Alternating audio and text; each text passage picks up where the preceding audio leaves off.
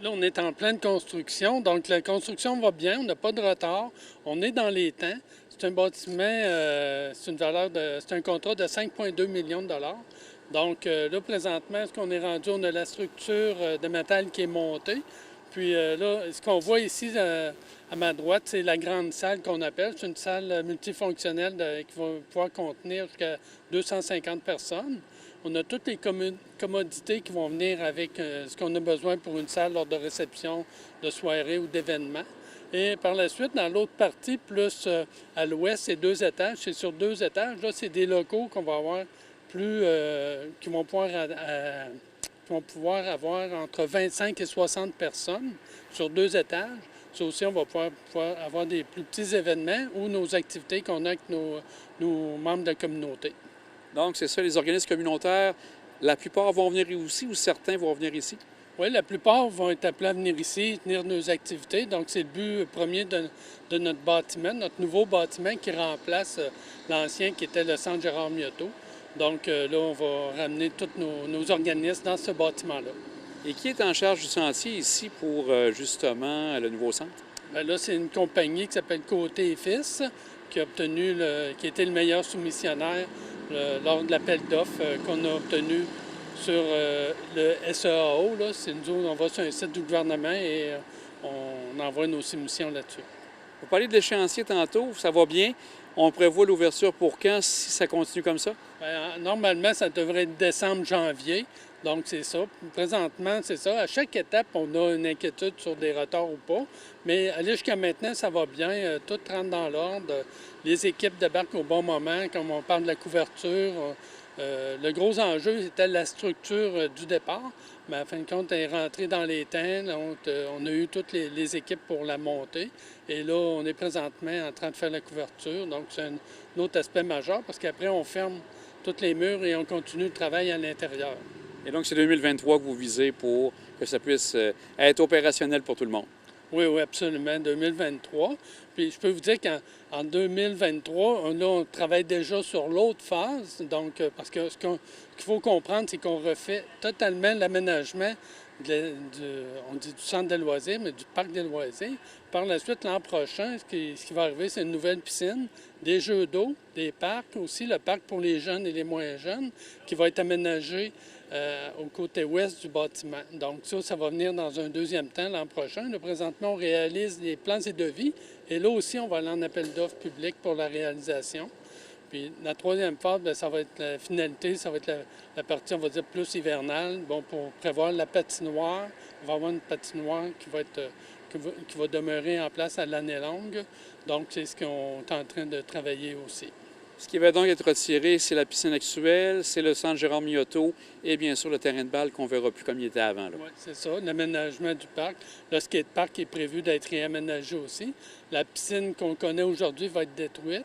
Et le centre Gérard Miotto aussi, dès la finalité du nouveau centre communautaire, bien, le centre Gérard Miotto va être détruit aussi. Puis ça va être des espaces de stationnement. Donc, on comprend. Dans le fond, on a changé la dynamique, l'emplacement. On se retrouve directement sur la rue Tricentenaire, ce qui n'était pas le cas avant. Donc, c'est les prochaines étapes. On va maintenant parler de votre rôle à la MRC comme préfet. Beaucoup de nouveaux visages s'annoncent pour l'automne. Pouvez-vous nous parler un peu qui arrive à la direction maintenant de la MRC?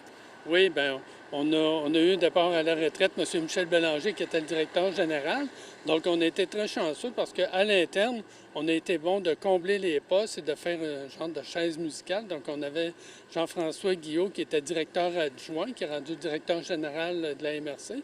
On avait Béatrice Poli, qui était au niveau administratif, qui est rendue l'adjointe à Jean-François Guillot.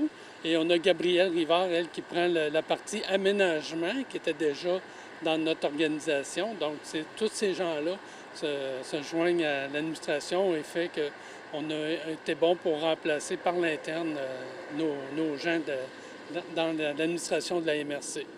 Aussi, à l'externe, vous allez chercher une nouvelle ressource avec un nouveau poste. Quelque chose qui a surpris, mais qui est une belle nouvelle pour vous?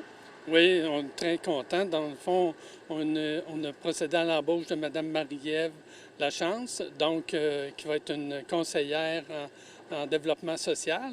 Donc, on la connaît par son ancien poste l'Association bénévole de la Côte de Beaupré. Donc, Marie-Ève va nous aider justement à s'assurer de mettre en place toutes les actions qu'on avait déjà commencées pour le territoire de la MRC, pour le développement social. Donc, je dis toujours, la MRC, c'est de Bois-Châtel à Saint-Tite-des-Caps. On avait besoin d'une ressource justement pour s'assurer d'avoir un allumage avec toutes les organisations qu'on a dans chacune des municipalités sur le territoire et donner un meilleur service à notre population pour améliorer la qualité de vie, parce que c'est notre but dans la vie, ça aussi. Donc là, avec l'avenue de cette ressource-là, on est très contents. Puis je pense qu'on va avoir des grandes choses à annoncer dans le futur et toute l'organisation va être encore mieux organisée sur notre territoire. L'été 2022 a été fort chargé. On a eu la venue du pape. Avez-vous eu l'occasion d'être sur place dans l'église à ce moment-là? Non, malheureusement, non, j'étais pas là.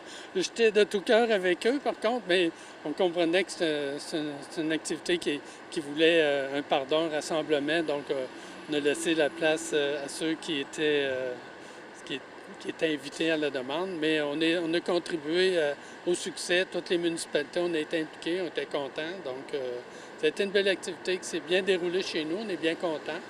Donc, on a eu aussi, avec l'ouverture du quai de Sainte-Anne, la navette fluviale. Est-ce que vous avez été content des résultats des gens qui ont participé à faire ce voyage Sainte-Anne-Québec?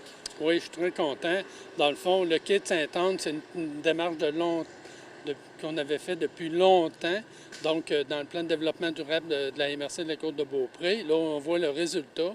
On voit justement ce qui est venu se greffer avec ça, la navette, le bâtiment, et qui est très utilisé. Donc, on est content. C'est un beau succès pour la Côte de Beaupré.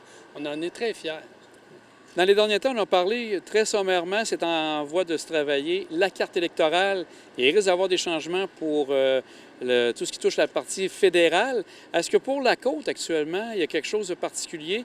Êtes-vous en discussion avec les autres MRC par rapport à tout ça, avec on pourrait dire la redéfinition de la nouvelle circonscription?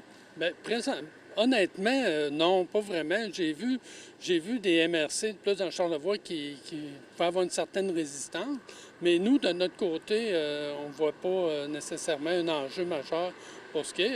Je sais que Lac-Beauport viendrait joindre à notre circonscription, qui est très grande, de toute façon, depuis plusieurs années. Même à l'époque de Michel Guimond, comme le député nous le disait, que sa circonscription était très grande. Mais là, on comprend que la réforme de la carte électorale, c'est un comité qui fait ça, puis qui divise les territoires.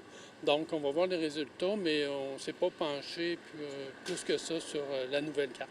Est-ce qu'à date, ils vous ont parlé qu'ils allaient vous consulter pour en savoir un peu plus? Qu'est-ce qu'il y en a de ce côté-là? Non, j'imagine qu'on va être consulté, on va être informé, mais j'ai pas eu d'autres nouvelles de ça. On est en période de vacances quand même. Je disais que j'en ai pas pris. Moi, j'ai pris des vacances à l'heure, mais on n'a pas été contacté pour ça. Ça va nous faire plaisir de rencontrer et d'échanger avec eux.